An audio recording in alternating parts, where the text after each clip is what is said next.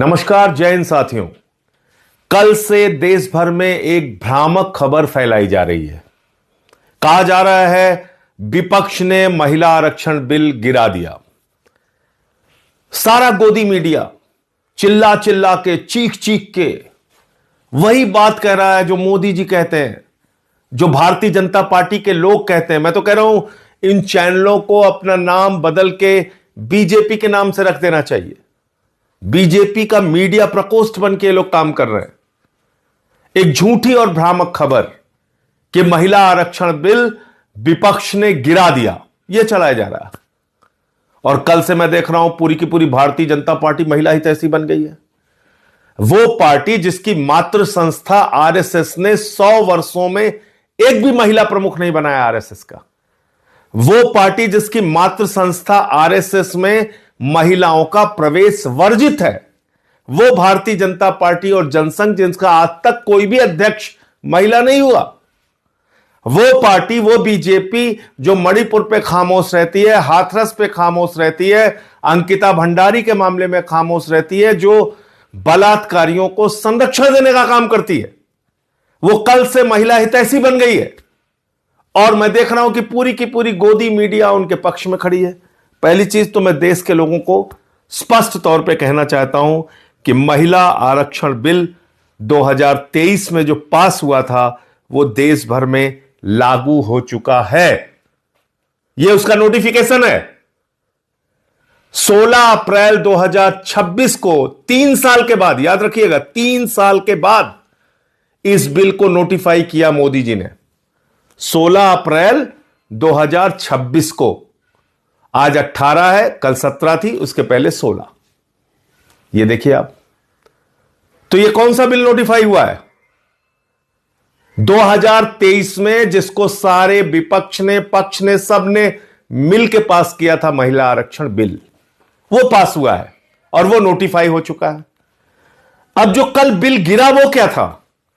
वो था देश के टुकड़े टुकड़े करने का बिल, जो भारतीय जनता पार्टी टुकड़े टुकड़े गैंग बनके देश भर में लागू करना चाह रही थी। उत्तर और दक्षिण का झगड़ा कराना चाह रही थी।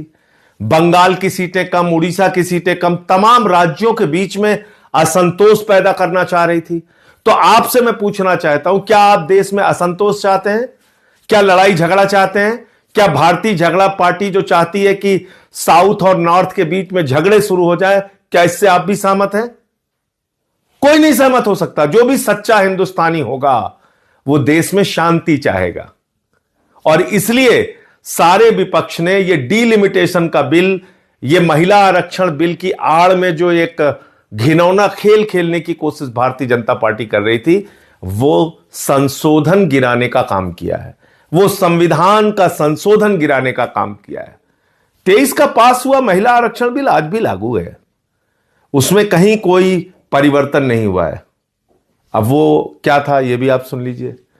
महामानव ने 2023 में जो महिला आरक्षण बिल पास किया था, उसमें उन्होंने लिखा था कि पहले जनगणना होगी, जनगणना के बाद डीलिमिटेशन होगा, डीलिमिटेशन के बाद आरक्षण होगा। यह किसने लिखा था?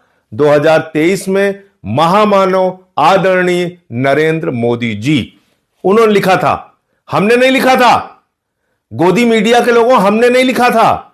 यह आपके महामानव आदरणीय नरेंद्र मोदी जी ने लिखा था 2023 के बिल में। और तब हमने कहा कि भाई 543 में 33% आरक्षण दे के मामला खत्म करो ना। क्यों इतना लेट कर रहे हो कि पहले जनगणना होगी, फिर डीलिमिटेशन होगा, फिर आरक्षण होगा, और ये 29 के बाद यानी कि 34 में लागू होता मोदी जी के हिसाब से, जो 23 के बिल में है। अब वो 3 साल के बाद कह रहे हैं नहीं साहब, हम बड़े हितैषी हो गए हैं, हम तो बस इसको पास करना चाहते हैं। यह कितनी झूठी और बेबुनियाद बात है कि 3 साल तक वो 2023 का बिल इन्होंने नोटिफाई नहीं किया था, जिसके ऊपर संशोधन लेके आए। 16 अप्रैल 2026 को आनन फानन में उसको नोटिफाई किया इन्होंने। और अखबारों की हेडिंग आप देखिए। चलिए, गोदी मीडिया वाले गलती करते हैं, बात समझ में आती है, मैं आपको दिखाता हूं। ये अखबारों की हेडिंग पढ़ के तो मुझे इन लोगों के दिल दिमाग पे तरस आ रहा है कि क्या ये सोचते हैं, क्या कैसे काम करते हैं। महिला आरक्षण बिल लोकसभा में गिरा, हिंदुस्तान अखबार की प्रमुख हेडलाइन है। अब आप देखिए, महिला आरक्षण पर विपक्ष का अड़ंगा, दैनिक जागरण अखबार की हेडलाइन है। ये आप पढ़े लिखे संपादक होके अखबारों के, आप इस तरह की खबरें, भ्रामक और झूठी खबरें फैला रहे हैं। महिला आरक्षण बिल तो लागू हो चुका है देश भर में। आगे बढ़ते हैं।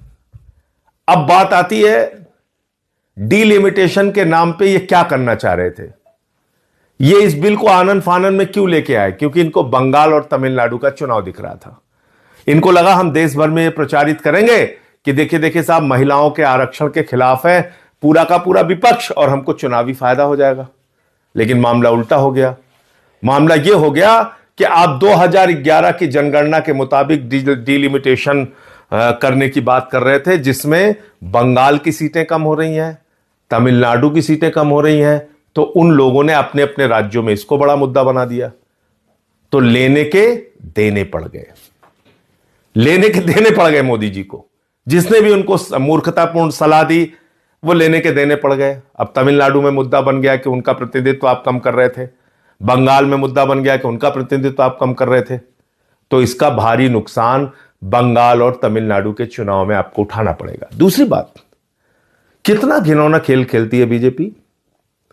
कभी आपने सोचा बीजेपी इतना घिनौना खेल खेलती है कि अभी एक स्टिंग ऑपरेशन हुआ हुमायूं कबीर का, जो बाबरी मस्जिद बना रहा है, जिसने अपनी पार्टी बना के वहां पे चुनाव लड़ने का काम किया।